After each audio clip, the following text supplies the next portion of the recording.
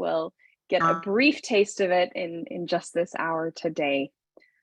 So I do want you to grab some kind of writing utensil, some kind of paper, even if it's just a sticky note, something. We'll be having a few moments of reflection, and I find that that's helpful for your own, what you take away from this. But first, I want to hear from you in the chat. When you think of words or phrases that surrounded with psychological safety, when you think of that word, what are other words or phrases that come to mind? Just go ahead and put 1 or 2 words there in the chat.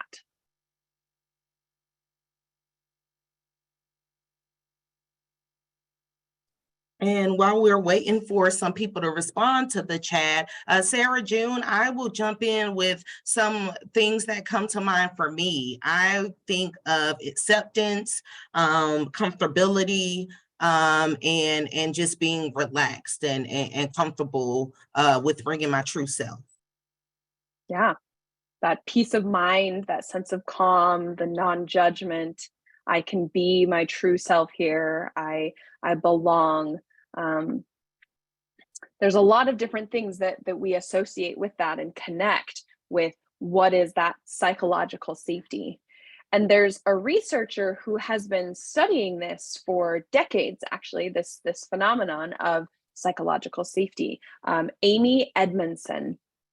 And she has defined it as a belief that one will not be punished or humiliated for speaking up with ideas, questions, concerns, mistakes, and that the team is safe for interpersonal risk-taking.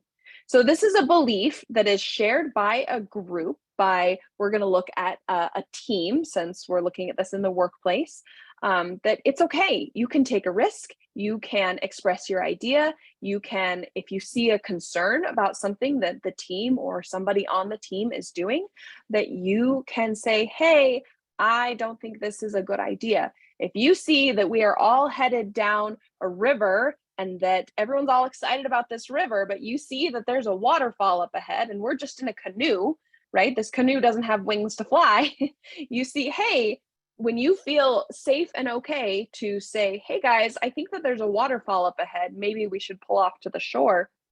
That's psychological safety.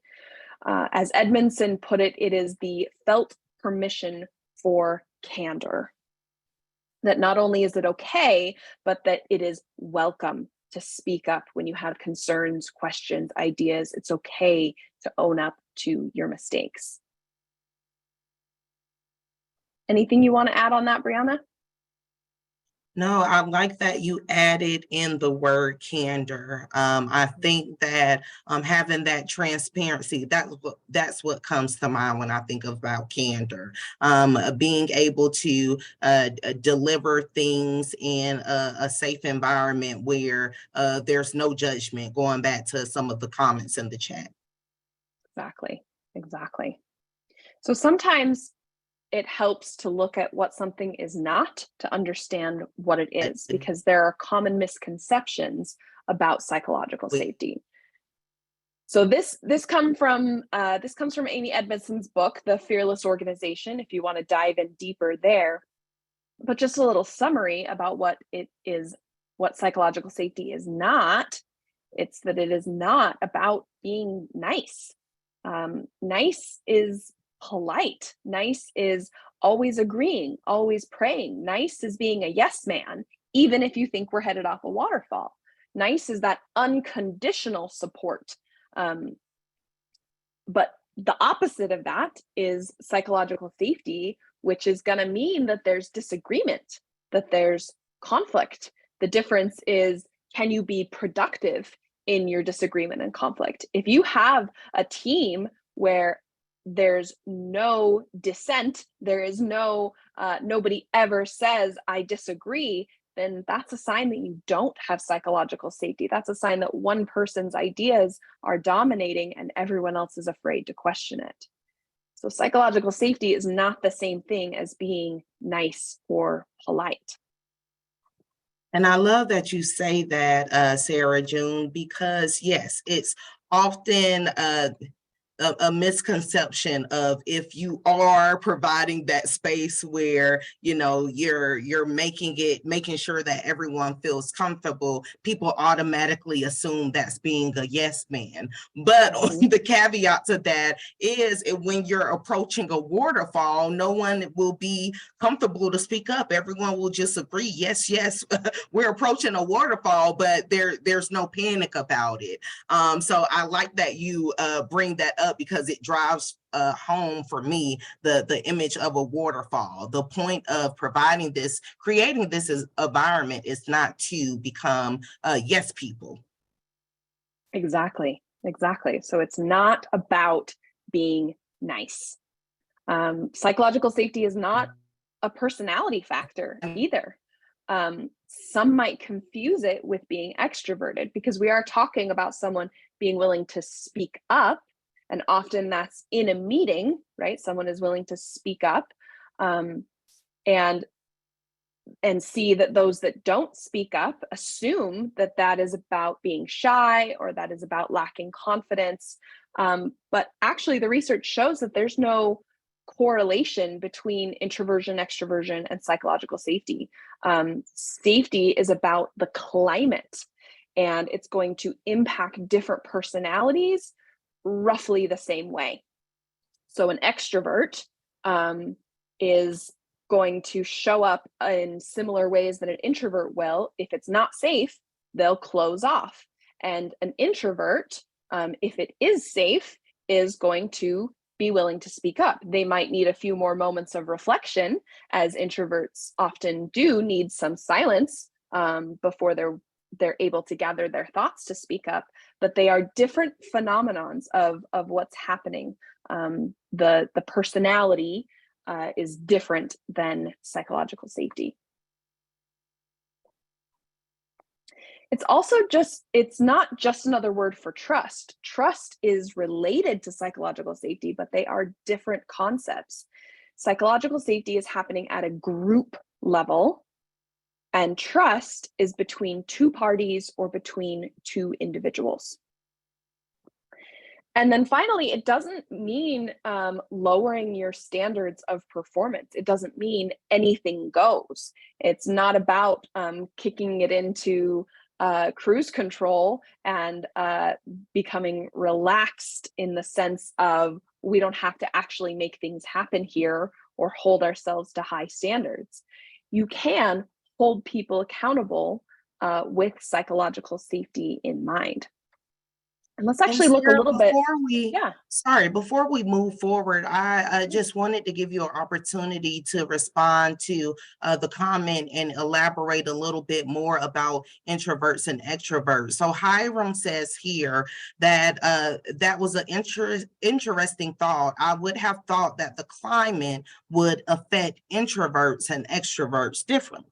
So can you elaborate on that a little bit more? Yeah.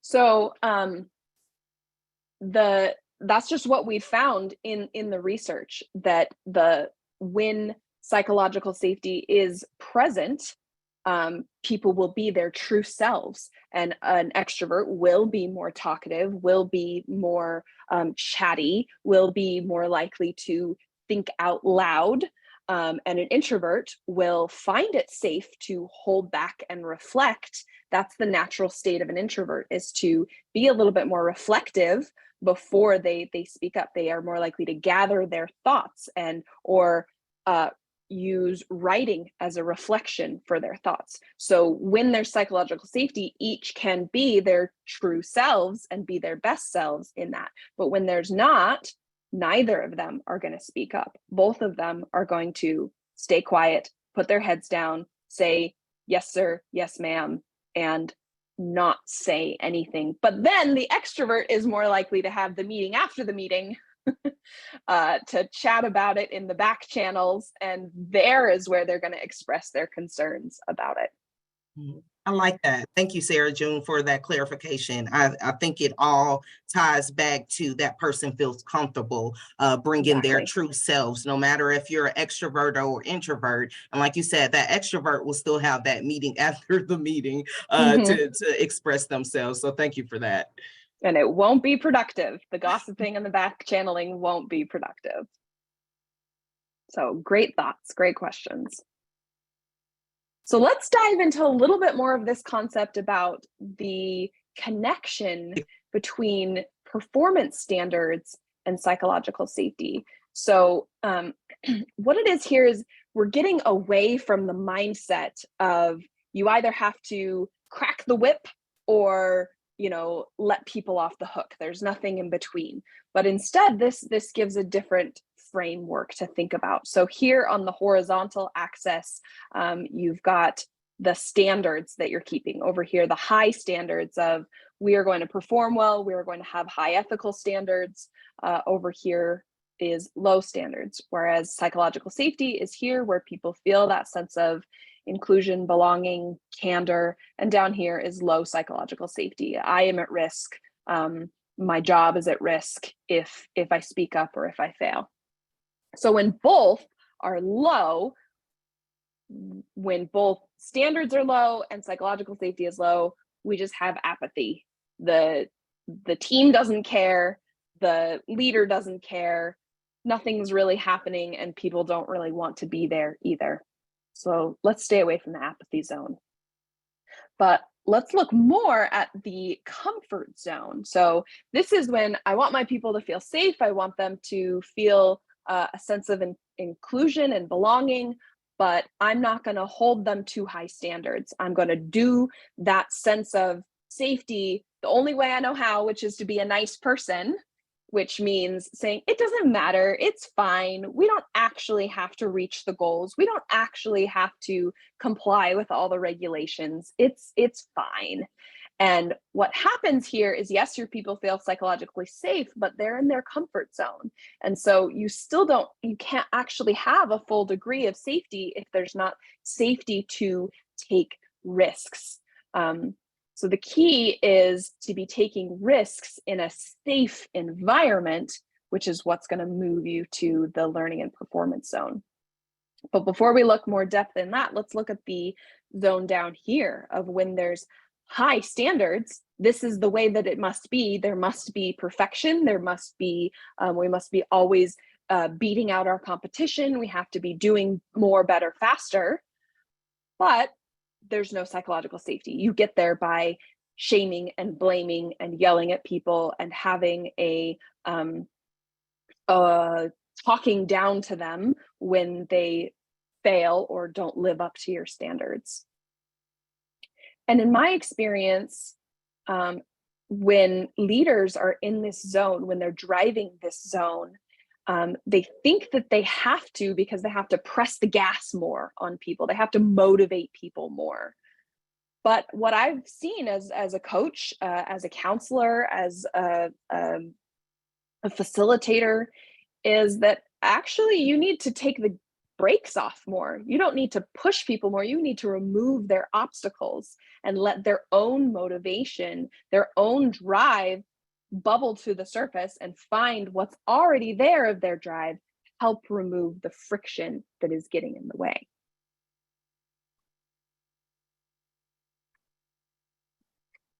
So here we have, when both are high standards and high psychological safety, that is when you're able to learn. That's when you are able to make mistakes. That's when you're able to perform better, faster, higher, beat out your competition, because you can take risks without there being huge consequences to yourself, to your personage, to your job. And you're actually going to get higher performance here.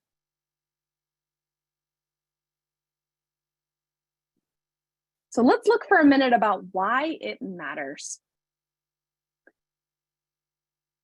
So these are the things that can be a result when psychological safety is present. These are the results that follow. There's more trust on a team. There's more creativity of seeking out new solutions, more innovation as well to come up with new and different ways that people haven't thought of. There's also collaboration, that sense that two heads are better than one. Well, only when both of those voices can actually be heard, as well as a sense of belonging and inclusion for people that are able to be their genuine selves, especially when they see things differently, bring a different background, bring a different life experience, bring a different way of seeing things. When you have that belonging and inclusion, it just all mixes together for a better outcomes for everyone. So I want you to share in the chat, choose one of them that your team needs more of. Which one of these could benefit your team right now?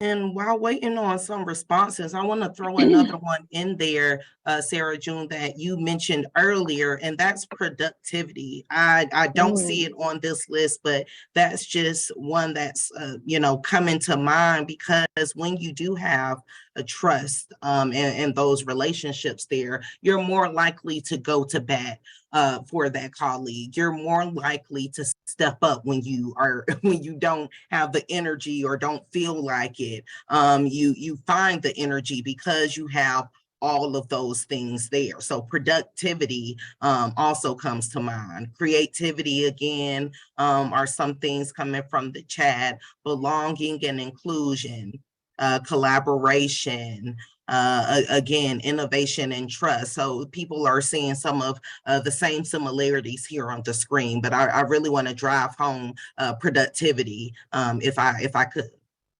Yeah, that's a great example.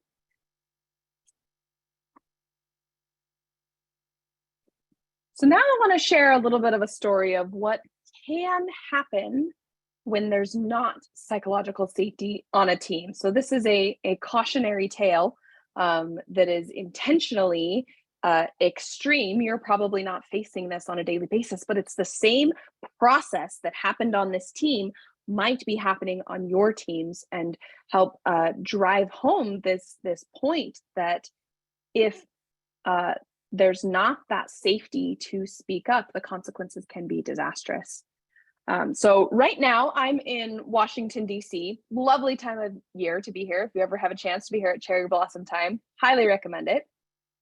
I flew into the Washington, D.C. airport, DCA, and it's right along the Potomac River. And I found this story about an Air Florida flight in 1982. And at that time, there had been heavy snow, and the airport had been closed due to the snow. And now it was open again. There was freezing rain, but there were flights that were able to get out. But if you've ever experienced an airport being closed or flights being delayed, then there's suddenly a rush of extra flights that are trying to get through. So on this flight, they had already done the de-icing of the wings process and were waiting on the runway to be cleared for takeoff. But they were waiting longer than expected because there were many other airplanes, more than usual, in line for the runway.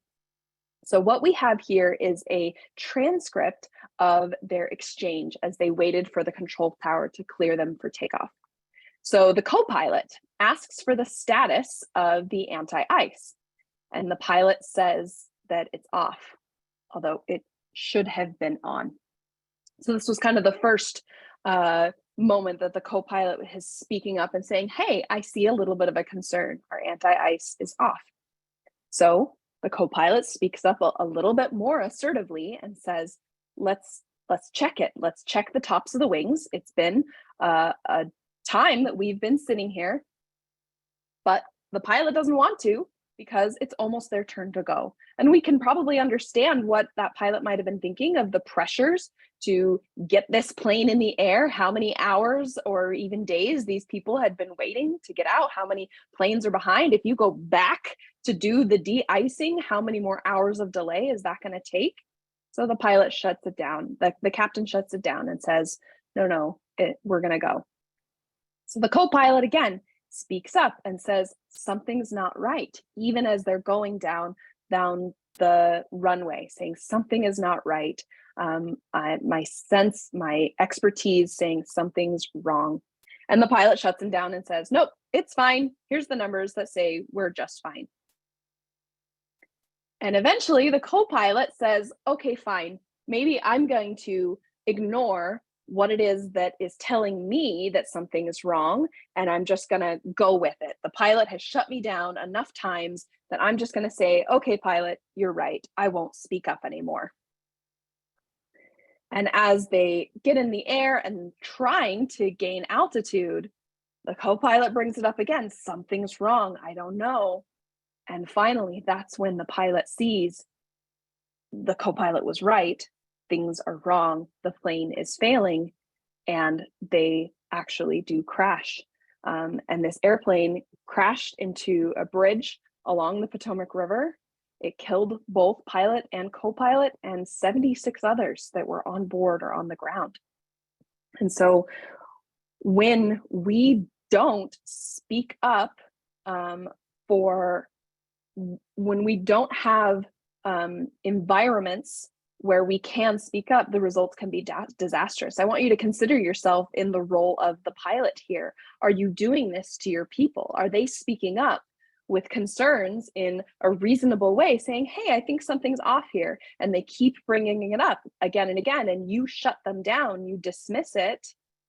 You might be missing out on a very important piece of information that they're bringing from their perspective. Let your people be the co-pilot. Let them do their role and bring what they have to the table to keep you all safe and getting into the air and successful.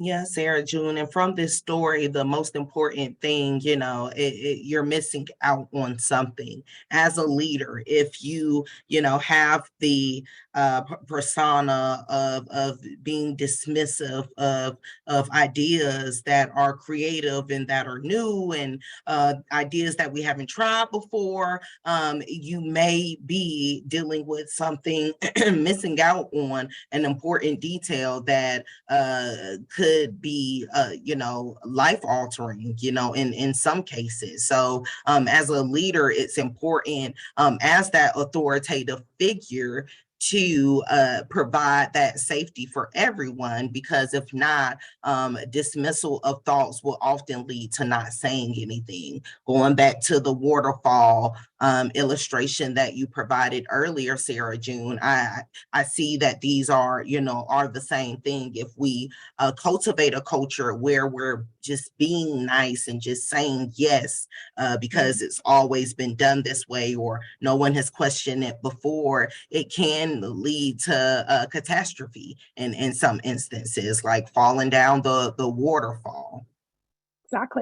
Exactly.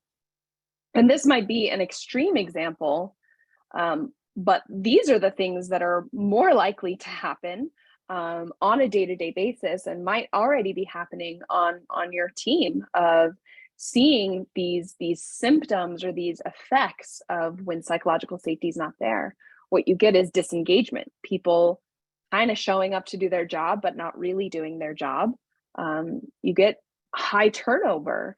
The people who are capable of leaving say, I don't want to be here, and they leave. And most likely those are your high performers, because they're capable of easily finding a job somewhere else. So what you end up with is the people who are left don't really want to be there, but they feel trapped because they can't leave, and it just creates this really toxic environment. You also might have unethical behavior that is happening.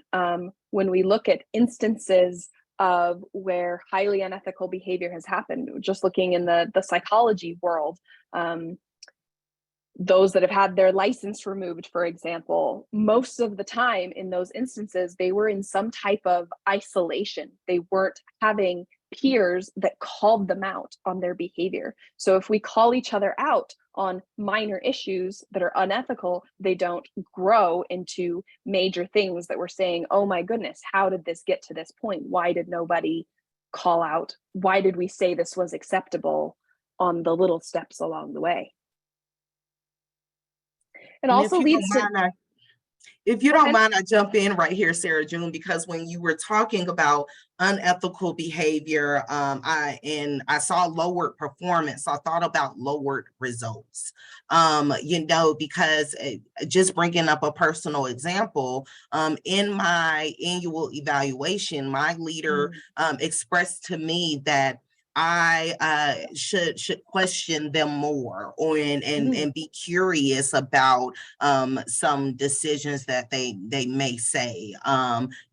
Just giving them that extra perspective. What are my thoughts? Not just being a yes person and saying, oh yes, I agree, or that's a good idea, but really trying to analyze the situation, because I could be saying something that she is totally missing out in all of her calculation and all of her thoughts. And I think that that's really important for leaders to understand, that you have to make that direct report feel comfortable. You have to ask them for their feedback and let them know that you need that feedback. You need that feedback so that you can have diverse of thought and perspectives and make the best decision that you can for the organization. So, lower performance and lower results and lower outcome are things that come to mind when I think about when psychological safety is not there, because who is pushing the leader to think about a different way if you're not doing it. And I love that example of your supervisor inviting you to say, hey, I don't want you to just be a worker bee, a cog in the wheel to just do my command, right? That's not what I hired you for. I want your brain. I want your perspective. I want your experience. So I love that your supervisor is inviting that and making that explicit of it's safe to, and I really encourage you to speak up.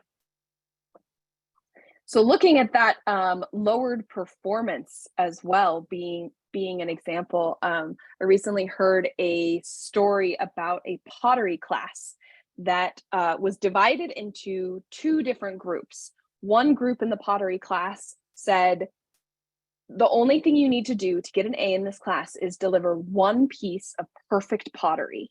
By the end of the semester, I just need a flawless one piece of pottery.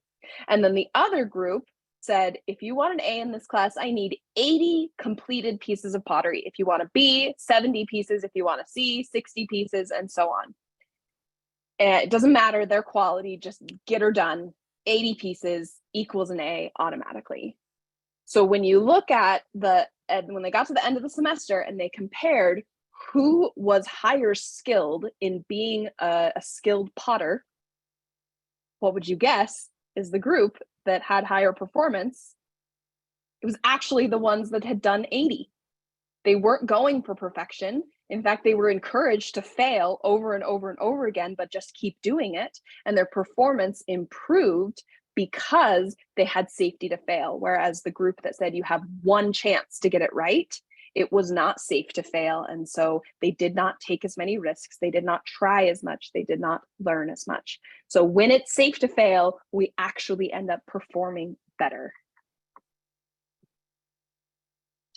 So now here is an opportunity for you to have an assessment about where is the psychological safety on your team. So with your pen, I want you to reflect on each of these. Just go ahead and put a 1 through 7 on your page. And as we go through this, to give yourself a rating on from where you sit on your team, is this present? Give it a 1 if this never happens on your team, 3 if it sometimes happens, 5 if it always happens on your team. So the first one, if you make a mistake on this team, it is not held against you. Give yourself a number 1 through 5. 1 is never, 5 is always. The second one, members of this team are able to bring up problems and tough issues. Reflect 1 through 5 on that. Number 3, people on this team accept others for being different. Number 4, it's safe to take a risk on this team. 1 if it never happens, 5 if it always happens, somewhere in the middle, if it's somewhere in the middle. Number 5, it isn't difficult to ask other members on this team for help. Number 6, no one on this team would deliberately act in a way that undermines my efforts. And number 7, working with members of this team, my unique skills and talents are valued and utilized. So you can add up your score here and see where are you at on the spectrum of psychological safety from your perspective. 7 would be the lowest, 35 would be the highest. You could even give this to your team and ask them to take it to anonymously and to discuss which of these items got low scores. It could be a way to bring more psychological safety into your team. So here's a tool that you can use going forward.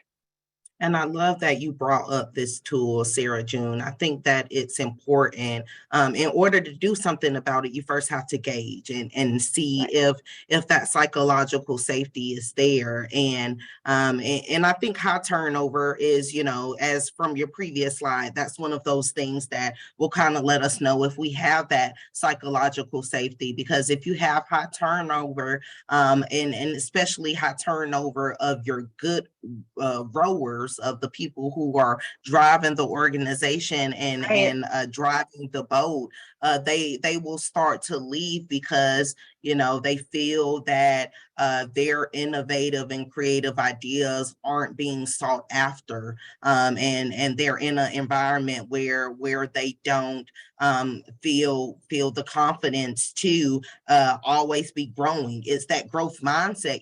I think you lose people who have that growth mindset in your organization if you're not grooming them and making sure that they have that creative and innovative space. And going to some of the things in the comments, Sarah June, Charlotte said that this has been an eye-opener for her. And Alvin has asked a question. He says, as a subordinate on a team, how does one ensure psychological safety? That is a great question. And I'm actually going to put a pause in that because I have a couple of slides later and a direct answer to that. So hold that thought. We'll come to it in a minute. But I'm glad you're already thinking that way. So let's look for a moment here at understanding the roots of an unsafe work environment. What are the aspects of a culture, the systemic issues that are creating this lack of safety? And this is from the work of Brene Brown in her book, Dare to Lead, which I highly recommend. So there's a few different forms of what she called armored leadership that become systemic issues here. So the perfectionism and the fear of failure, which we've talked a lot about here, of it's when we're not allowed to fail. There's also a scarcity mentality. If we get into this idea that there's not enough, there's never enough, especially there's not enough of joy, there's not enough of my own attention as a leader to go around. When we assume that there's not enough, we create a scarcity of there not being enough.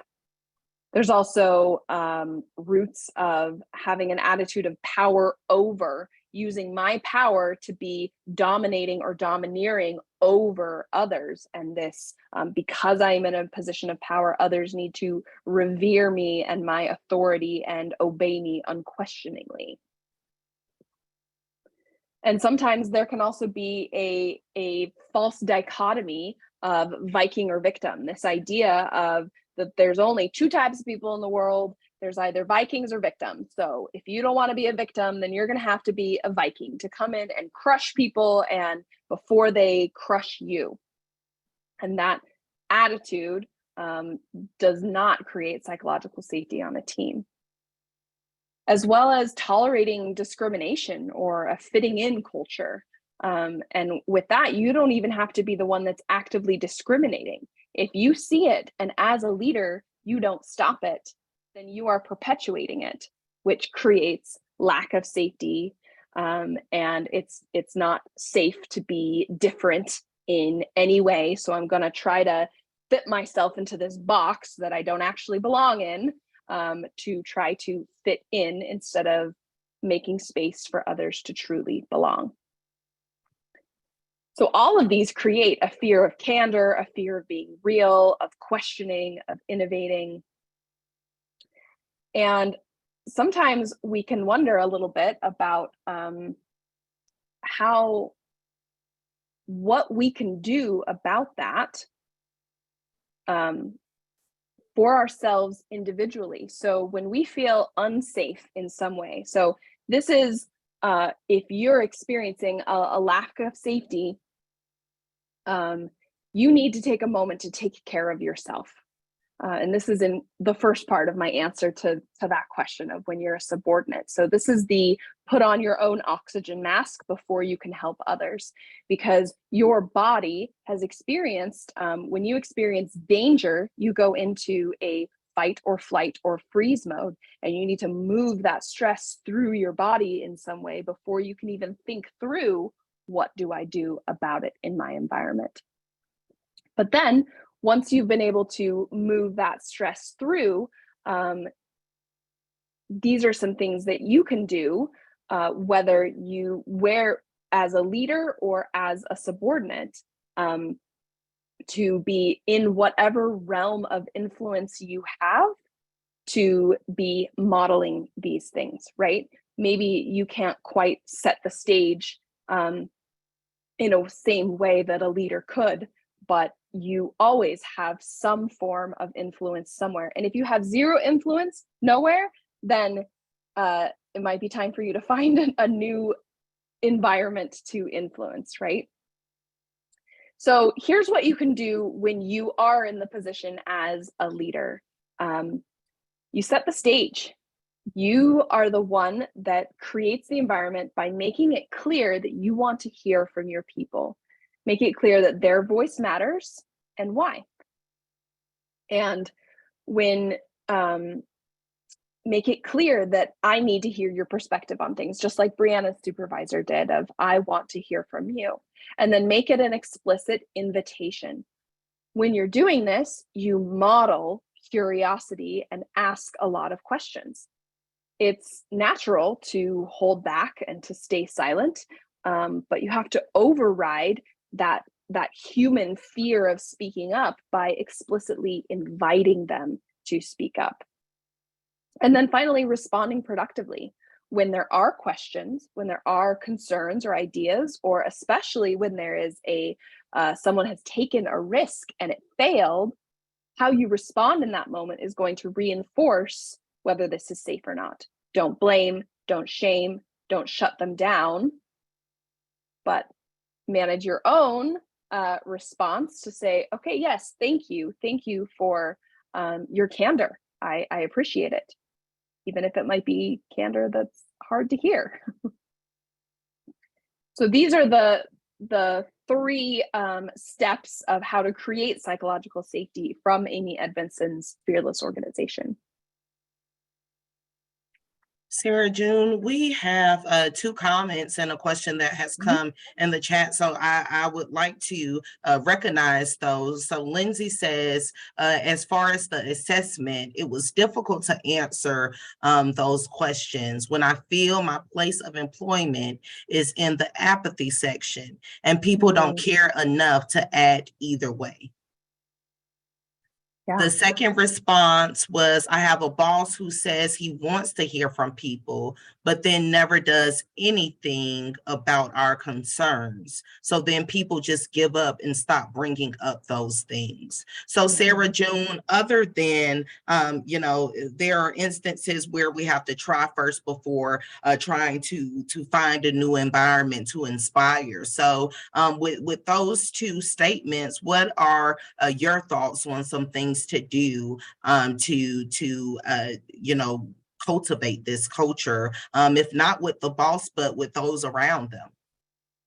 Well, one thing to keep in mind is to not accept this as normal, to not accept this as a good environment, right? To hold in your mind, this is not okay. Even if I can't fix it all right now, to recognize this is not the way to be a leader, and to be knowing when I do have a different position that I will, excuse me, not make the same mistakes that I'm seeing among others. And sometimes when others, your peers, know that this is not okay, know that this is psychologically unsafe, you can create little pockets of psychological safety together, even if the leader broadly has created an unsafe environment. It's not ideal, yes, but you're doing what you can with what you have.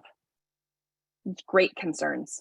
And this is where it comes up often as we talk about psychological safety, and it's so easy to identify those above me or those in the past have created unsafe environments.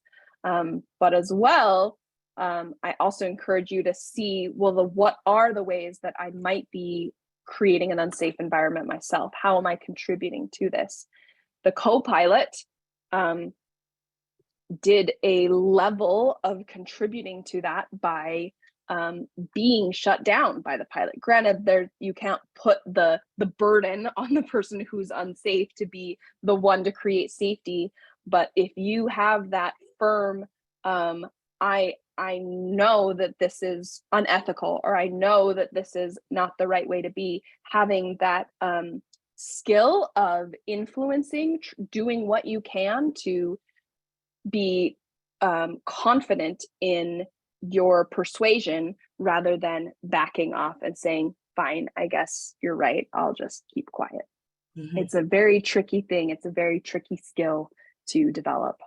Thank you, Sarah June. And in that, I hear as a subordinate, you have to set the stage with using those people around you, influencing those people around you. And like Sarah June said, not forgetting the whole purpose of why we're here together, but it makes it a little bit easier to deal with. And I think that you also have to be cautious of not turning that into a gossip committee, not turning that into a venting session where we're just leaning on each other to vent.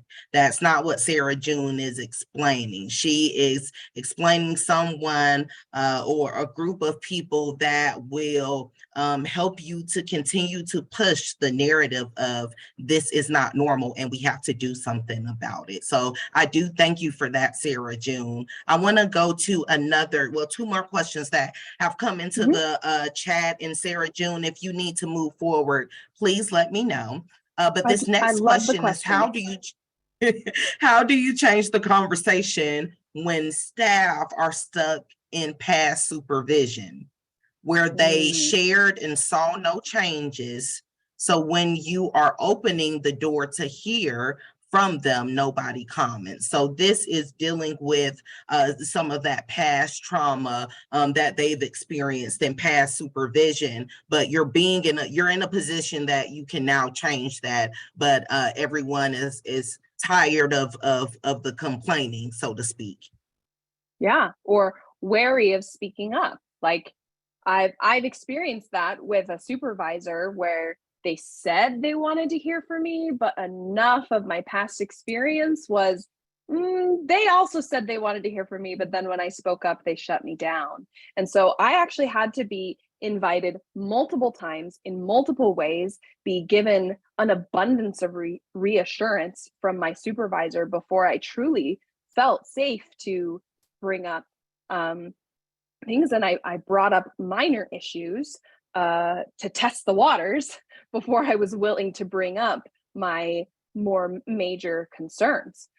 So as a leader, you might have to give 10 times more reassurance than what you think should be necessary in order to counteract what that person has experienced in the past, whether that be at your organization or what they've experienced at their past jobs as well, or in other situations of someone in a position of authority, right? And that's good, Sarah June. I believe that I've experienced times where we're in focus groups and we're trying to consult with the client and develop this training program that will be effective. And sometimes leaders we have to get them to understand you're going to have to set that stage multiple times. You're going to have to provide that space multiple times before people actually get comfortable with sharing. So thank you for that, Sarah June. Some more of the comments in the chat. It was meant for me to be here today. This is helping. And Michelle says that out of all the emotions, to her, apathy is the worst. Yeah. And I would say that the counteraction to that, when you see apathy among others, it's going to take the courage in you to be vulnerable, to lead out, and to be someone who says, I do care, and it does matter. I care about you, and I care about the work, right? And I mean, keep in mind that this is not an exact science. There's not a formula that we can engineer to say A plus B equals psychological safety in every circumstance and every time. It's a little bit more magic. It's a little bit more of a co-creation between you and your team. It takes heart and it takes willingness, but you're the one as the leader that has to be the one to step into the unknown and admit and take risks and admit that you're human. And a huge counteraction to apathy is empathy, right? Of being able to take the perspective of others, to stay out of judgment, recognize their emotion, and communicate, I understand and I hear what you're saying, because people go to apathy as a way of armoring up and as a way of pretending that they don't care, when somewhere something inside of them does care about something or someone, even if they don't seem to care about the work. Empathy is what gets us back into that place of being willing to care. So I want to look for a moment here. We talked about these unsafe environments of the roots, and here there's antidotes to each of them that I won't go into more depth today. If you want to read Dare to Lead or listen to her podcast as well on the topic of armored versus daring leadership, I highly recommend that. But I do want to wrap up with one reflection point here. Of the things that we've talked about, of the ideas that have been brought up, what is one thing that is within your power to do to create psychological safety within your team? So go ahead and take a moment to write that down for yourself. If you desire to share it with us in the chat, you are welcome to, but this is for you. So you can keep that to yourself if you prefer, but writing it down means that it's much more likely to happen, to make a commitment to yourself. To drive again, the assessment and just knowing where we are. I think for me, that is one tool that I think can easily be shared, because those questions are thought provoking and it will get the gears going. And Hiram says that listen. It's as simple as that. He just stated listen. Yeah, that is a very powerful tool to create more psychological safety, especially if you do it with an attitude of curiosity, right? Not listening for what you want to hear, but listening for what is the person actually saying, what is their experience, and how is that different from mine? Oh, yes, that was great, Sarah June. Great. So any questions that we haven't addressed yet that you'd like to take the last few minutes to explore? And I will touch base on what Alvin said in the chat. Psychological safety should be a component of all leadership training. It was more so a question, but I think that's better phrased as a statement. Yes. Yep. I agree. I think it's fundamental to any leadership. Mm-hmm.